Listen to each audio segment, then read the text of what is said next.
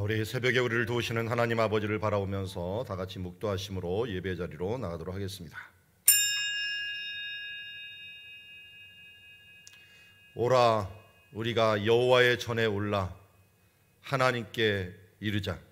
이는 율법이 시온에서 나옴이라. 오늘 하나님의 말씀과 그 은혜가 주께 있기에 주 앞에 나옵니다. 오늘도 주를 향하여 눈을 듭니다. 주님께서 은혜를 베푸시고 또 자비를 베풀어 주시어서 우리가 진멸되지 아니할 뿐만 아니라 주님께서 이 땅에 오신 생명을 얻게 하고 또 풍성히 얻게 하는 역사가 우리 가운데 함께 하실 줄 믿습니다. 오늘도 함께 새벽을 깨우고 또 아침을 깨우는 모든 주님의 자녀들에게 주의 은총을 베풀어 주시옵소서. 예수님의 이름으로 기도드리옵나이다. 우리 찬양 오라 우리가 함께 찬양하며 나가도록 하겠습니다. 오라 우리가 여호와의 산에 올라 하나님의 전에 이르자. 오라 우리가 여호와의 산에 올라 하나님의 전에 이르자. 주님의 도를 배우고 주님의 길로 행하리. 이는 율법이 시온에서 나오고 주의 말씀은 예루살렘에서. 아멘. 제가 이스라엘에 맨 처음 도착해서 학교를 갔는데 학교가 이스라엘에 있는 기독교 학교였고 수도원을 빌려서 하는 학교였습니다. 그러다 보니까 이것저것 기독교의 흔적들이 있었는데 제일 인상 깊었던 것 중에 하나는 마당 정원이 참 예뻤어요. 크지 않은 잔디밭 정원이었고 우리 교회 앞에 있는 잔디의 한 10배 정도 이렇게 큰 정원이고 이 큰 나무도 있고 이게 쉴 공간이 벤치도 있고 했는데 거기서 묵상하는 게 굉장히 좋았는데 그 옆에 보면 이렇게 돌로 판을 만들어 갖고 뭘 히브리어로 이렇게 뭘 새겨놨더라고요. 새겨놓은 그 글씨가 맨 처음에 들어가니까 이게 무슨 말인가 하면서 조금 읽을 수 있었는데 근데 무슨 구절인가 하는 걸 몰랐는데 이 구절을 해놨더라고요. 이 구절이 사실은 미가서 이 4장에 나오는 말씀이에요. 4장 2절에 나오는 말씀인데 이방인들이 가며 이르기를 오라 우리가 여호와의 산에 올라가서 야곱의 하나님의 전에 이르자. 그가 그의 도를 가지고 우리에게 가르치실 것이니라. 우리가 그 길로 행하리라 하리니 이는 율법이 시온에서 나올 것이요 하나님의 말씀이 예루살렘으로부터 올 것이라 라고 했는데요. 오늘 본문과 연관이 있는 찬양이기 때문에 한번 했습니다. 우리 짧으니까 한 번 더 찬양을 하면서 우리 이 예수님께서 바로 시온에서 나오신다, 또 베들레헴에서 나오신다라고 하는 것을 이 앞서서 이야기한 말씀이라고 할 수 있습니다. 오라 우리가 여호와의 산에 올라 하나님의 전에 이르자. 오라 우리가 여호와의 산에 올라 하나님의 전에 이르자. 주님의 도를 배우고 주님의 길로 행하리.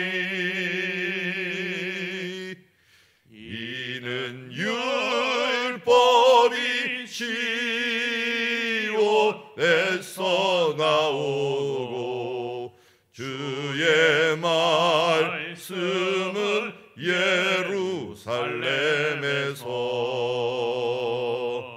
우리 시간 합심해서 함께 기도할 때 나라와 민족과 교회가 코로나19를 우리 은혜 중에 극복하게 하여 주시옵시고 온전히 새롭게 되는 시간 되게 하여 주시옵시고 정치, 경제, 의료인들이 국제정세 지혜롭게 대처하게 하옵시며 각종 예배와 일이 은혜롭게 회복되게 하여 주옵시고 새일의 기도를 통하여 우리 미래에 대한 기쁨, 소망에 대한 기쁨으로 한 해를 맞게 하여 주시옵소서. 우리 위하여 함께 기도하며 나가도록 하겠습니다. 기도하시겠습니다.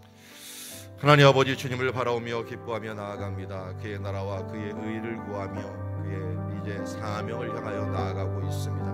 이 시간 나라보되신 하나님이 주시는 하나님의 은총이 오늘도 우리 가운데 함께하여 주시어서 오라 우리가 하나님의 전에 이르자 주님을 바라보며 주님을 소망하며 나아가는 나라와 민족과 교회 될 수 있도록 아버지 은혜 베풀어 주시옵시고 하나님께서 기회 주셨을 때 다시 한번 연장시킬 때 주님 우리가 깨우쳐 하나님의 뜻을 깨닫고 주여 하나님 앞에서 겸비하는 자들 될 수 있도록 아버지 도우시고 인도하여 주시옵소서.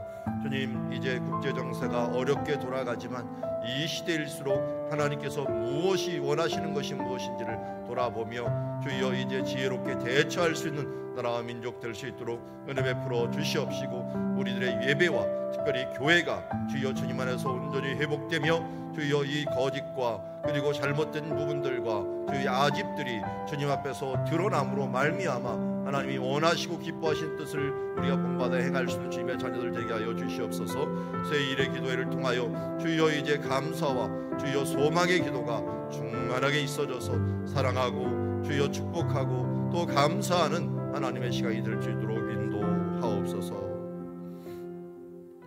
하나님 아버지, 오늘 우리 나라와 민족과 교회를 위하여 기도하였습니다. 우리의 기도를 들으시옵시고 우리의 생활터전 이 나라와 민족이 하나님 중심인 나라가 되게 하여 주시옵시고 또 그의 나라를 바라봄으로 말미암아 이 세계에서 제사장 나라 예루살렘과 같은 나라가 될 수 있도록 하나님 축복하여 주시옵소서. 이를 위하여 한국교회 주님 리셋하고 있사오니 새롭게 되게 하여 주시옵시고 하나님이 원하시고 기뻐하시는 뜻을 이루어 나아가는 준비된 나라와 민족 그리고 통일 이룰 수 있도록 인도하여 주시옵소서. 예수님의 이름으로 기도드리옵나이다.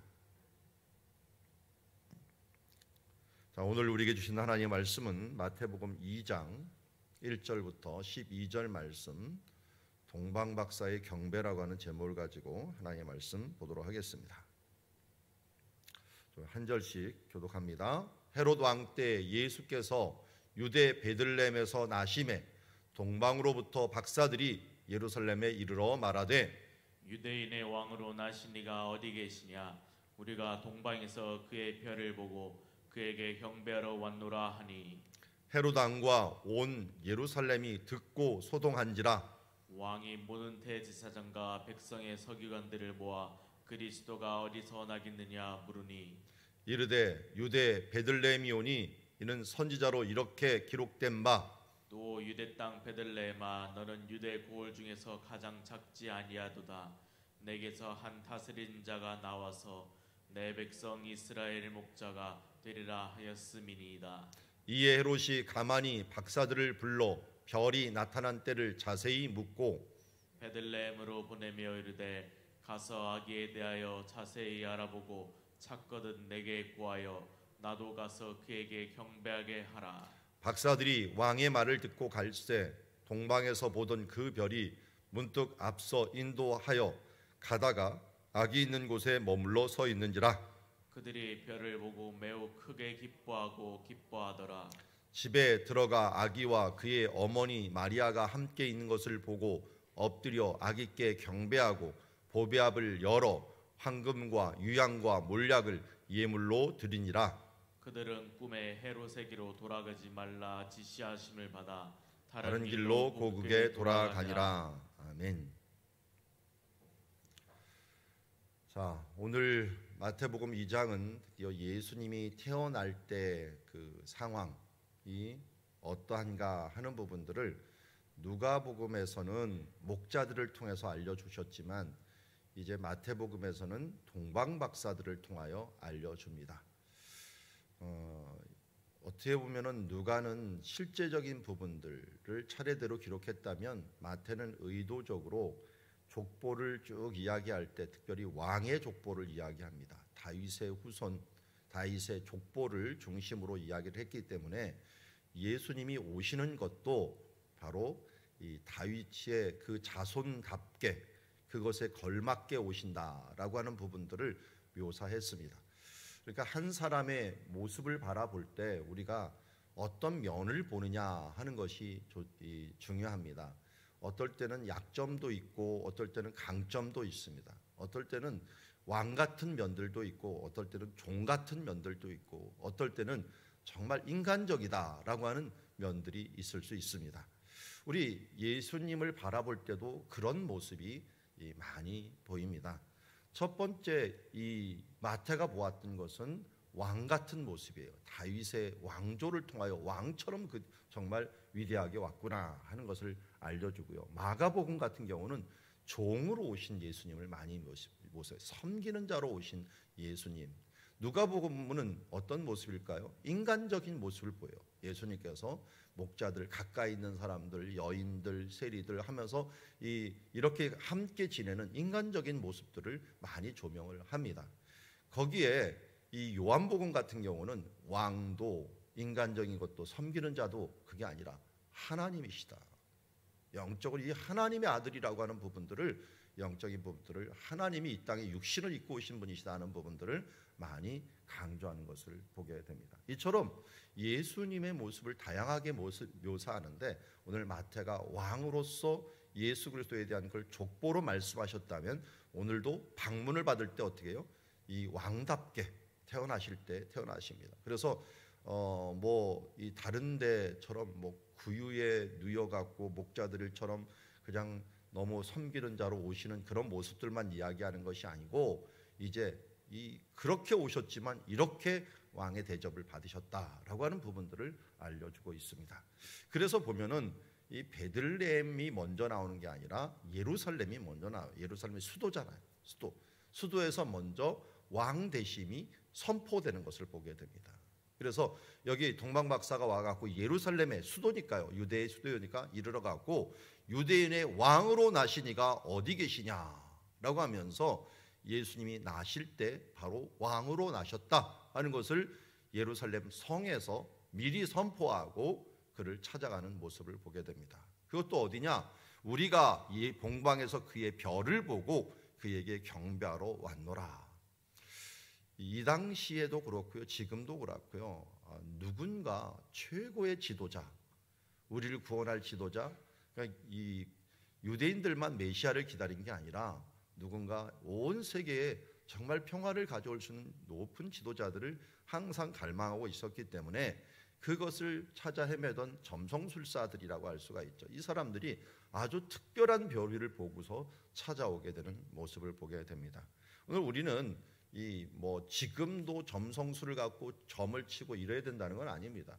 예수님 때 특별하게 나타난 현상 중에 하나이기 때문에 이것은 하나의 하나님께서 박사들을 부르기 위한 하나의 징조였지, 그것을 보고 성경 어디에 그것을 보고 뭘 점을 치라 뭐 하라는 이런 부분들은 나오지 않은 부분들을 보게 됩니다. 어쨌든 이 부분들은 뭘 강조하려고 하느냐, 잘 보니까 그 다음부터 이 부분들을 보면 비교하면 알 수 있어요. 그들은 경배하러 왔는데요, 3절에 보니까 헤롯 왕과 온 이스라엘은 듣고 뭐였어요? 소동한지라. 소동한다는 말을 다른 말로 번역을 할 수가 있는데 경악하다라고 합니다. 너무 놀라갖고 어찌할 줄을 모르는 모습입니다. 경악하는 모습을 보게 됩니다. 그러니까 이방 사람들은 경배하고 예루살렘 사람들은 소동하는 그런 일들이 벌어지는 모습을 봅니다. 이것은 앞으로 예수님께서 어떤 삶들을 살 것인가 하는 부분들을 알려주는 것이기도 하고, 이 복음이, 예수님은 복음으로 오셨잖아요. 이 기쁜 소식이 어떻게 펼쳐질까 하는 것들도 우리에게 알려주는 아주 큰 이 두갈식 단초라고 할 수가 있습니다. 그래서 이 이방인들에게는 복음이 정말 기쁜 소식이요 멀리 퍼지게 되고 모든 사람들이 받게 되지만, 이 유대인들에게는 특별히 헤롯과 같이 자기 유익을 위하는 권력자들이나 예루살렘처럼 수도에서 뭔가 이 종교 생활을 하는 이런 사람들에게는 어떻게 해요? 이 종교 생활은 예루살렘에 있는 사람 누구예요? 왕이 모든 제사장과 또 백성의 서기관을 모아서 그리스도가 어디 나겠느냐라고 묻는 거 보니까 그들에게는 뭡니까? 큰 소동이요. 그들은 배척의 부분들, 아예 무관심의 배척의 이런 이 모습으로 서게 됨을 알려주고 있습니다.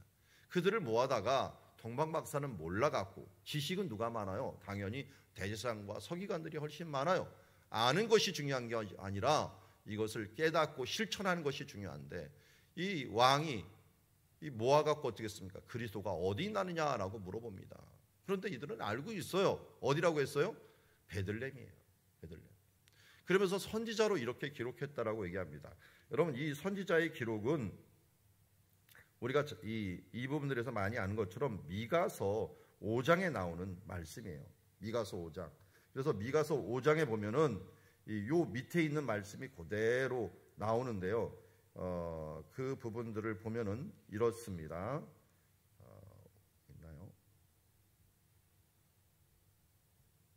인용한 말씀. 조금 이따 제가 읽어드리겠다. 그 밑에 보면은 그대로 인용한 게 뭐였습니까? 유대 땅 베들레헴아, 너는 유대 고을 중에서 가장 작지 아니하도다. 내게서 한 다스리는 자가 나와서 내 백성 이스라엘의 목자가 되리라 하였음이라 라고 얘기를 했는데요. 오늘 이 말씀에는 두 가지 말씀이 같이 섞여 있어요. 미가서 5장 2절에는 베들레헴 에브라다야, 너는 유다 족속 중에서 작을지라도 이스라엘을 다스릴 자가 내게서 나올 것이요 그의 근본은 상고의 영혼에 있느니라 라고 하면서 돼 있는데, 그 뒤에 내 백성 이스라엘의 목자가 될 것이라는 것은 사무엘하 5장 2절 말씀이에요. 그래서 이 사무엘하 5장 2절에 뒤에 보면은 내가 내 백성 이스라엘 목자가 되며 내가 이스라엘 주권자가 되리라 하셨나이다 하니라 라고 말하면서 이 사무엘하 5장에 있는 말씀을 인용한 거예요. 그러니까 재미난 것은 미가서도 5장 2절이고 사무엘하도 5장 2절을 똑같이 인용해갖고 하나의 큰 예언으로 만든 것을 보게 됩니다. 그래서 이들이 너무나도 잘 알았어요. 당연히 메시아가 오고 그리스도가 오면은 어느 장소에 오느냐? 베들레헴에서 온다. 그곳에서 다스리는 자가 오고 영원한 목자가 올 것이다 라는 것을 알고 있었어요. 그럼 어떻게 했을까요? 당장 우리 같으면 어떻게 그 소식을 알았으면 헤롯이 사람들을 베들레헴 쪽으로 일단 보내고 그리고 찾을 거 아니에요. 찾거나 아니면 여기 있는 학자들이 드디어 무슨 큰일이 있나 보다 하면서 거기를 향하여 갈 거 아니에요. 그런데 어떻게 됐어요? 헤롯이 가만히 박사를 불러가고 별이 나타날 때를 자세히 묻고 베들레헴으로 보내며 이르되 가서 아기에 대해 자세히 알아보고 찾거든 내게 구하여 나도 그에게 경배하게라 하면서 자기는 가지 않고 박사들만 보내요. 그리고 자기에게 고하라고 해요. 그럼 나중에 보니까 이 부분들이 이 12절에 보니까 그들은 꿈에 헤롯에게 돌아가지 말라 지시하심을 받았다라고 이야기합니다. 왜 그랬을까요?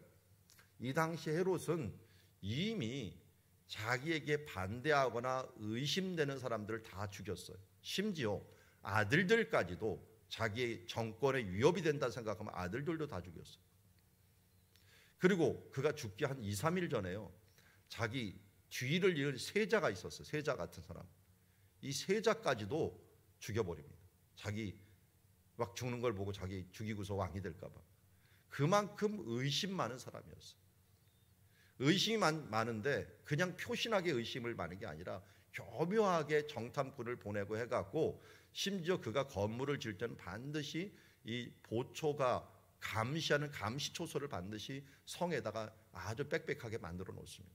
그래서 자기를 대적하지 못하고, 왜? 자기 아버지가 독살을 당한 것을 보았기 때문에 그는 어떻게든지 그것을 안 당하기 위해서 이렇게 의심 많은 일들을 하면서 자식들까지도 믿지 못하고 아내들도 믿지 못하는 의심병이 들려 있었던 모습을 보게 됩니다. 그러니까 동방박사는 뭐 말할 것도 없죠. 자기 아들들도 죽이를 지금 그 상황에 누가 왕이라 때니까 이걸 아주 교묘하게 여우처럼 이걸 알려달라, 나도 경배한다. 이 거짓말이죠. 이걸 알았던 이 천사가 이 부분들을 그곳으로 돌아가지 말고 다른 길로 돌아가라라고 하면서 그를 돌려보냈던 것을 보게 됩니다. 이렇게 갈 때 박사들 앞에서는 못합니다. 왕의 말을 듣고 갈새 동방에서 보던 그 별이 문득 앞서 인도하여 가다가 악이 있는 곳에 위에 머물러 서 있게 되었다. 그래서 그들이 별을 보고 매우 크게 기뻐하더라. 여러분 여기에 이 표현들을 한번 보세요. 그냥 기뻐하더라 그러면은 끝이잖아요. 그래서 그 앞에 기뻐하더라 놨는데 그것도 모자라 갖고 크게, 그것도 모자라서 매우, 수식어가 3개나 들어가요. 매우 크게 기뻐하더라. 누구를 만났을 때 우리가 그랬습니까? 예수님을 만났을 때. 예수님이 우리의 구주라는 것들, 우리가 영생을 얻었다는 것들, 이거 할 때 우리가 별을 보는 것이잖아요. 요새 뭐 정치계에서도 별에 대한 것들도 가끔 얘기를 나오던데, 별, 스타라고 하죠. 스타가 되는 때가 있는데 예수님은 태어날 때부터 스타였습니다.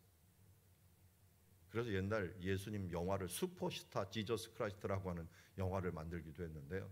여기 보면 이런 면에서 서구적인 습관들은 이 별이 나타났다라는 것들, 그것도 슈퍼스타가 나타났다라고 하는 것들, 이런 것들을 참고할 수가 있는데요. 우리가 예수 그리스도를 우리가 만나고 또 그분을 영접한다는 것은 우리에게 어떤 것이 되는 거예요? 매우 크게 기뻐하며 기뻐해야 되는 일들, 그 기쁨입니다. 어떻게 보면 지금 순간 그것을 못 누려요. 그런데 나중에 어떻게 돼요? 주님 만날 때 천국 가니까 사람들이 그렇게 노래하고 있어요.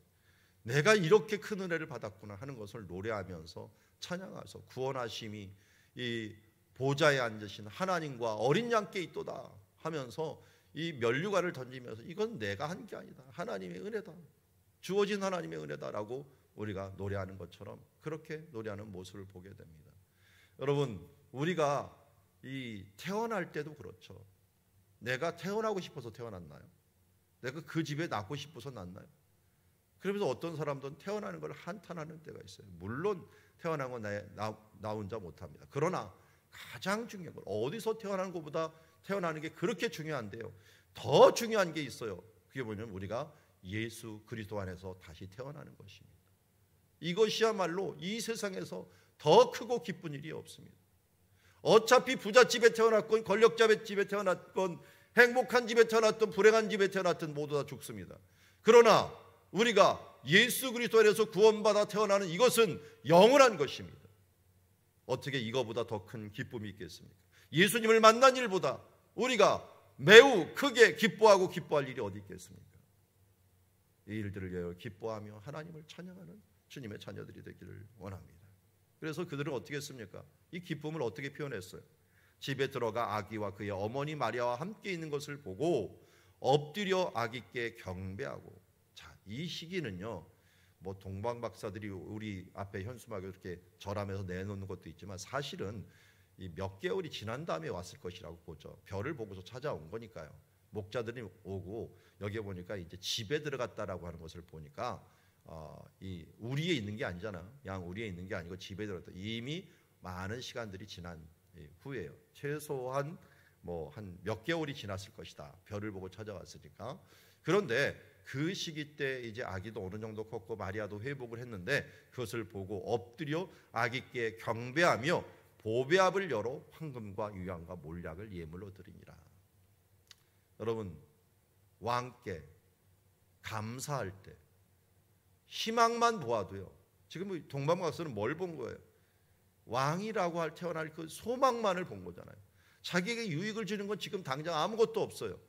그런데 이 세계를 이끌어가는 놀라운 일들을 행할 것이라는 그 소망 하나만으로도 뭐인 거예요? 미리 감사한 거예요. 이게 진짜 감사다.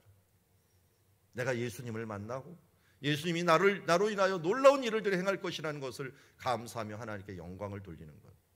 그래서 우리가 지금 송구영신 기도회를 가지고 있지만 송구영신을 통해서 하나님께 감사하고 경배하는 것, 이것이야말로 또 이러한 모습으로 우리가 해야 될 줄 믿습니다. 황금과 유향과 몰약. 우리 말씀에도 그런 게 있죠.